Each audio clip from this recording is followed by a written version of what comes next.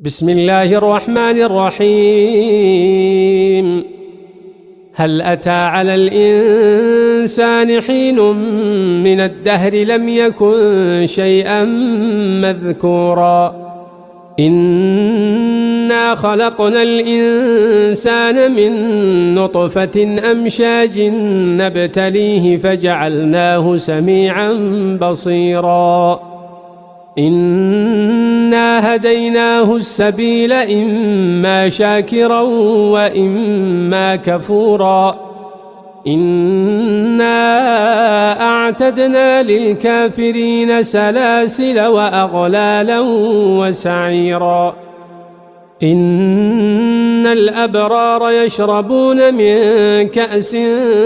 كان مزاجها كافورا عينا يشرب بها عباد الله يفجرون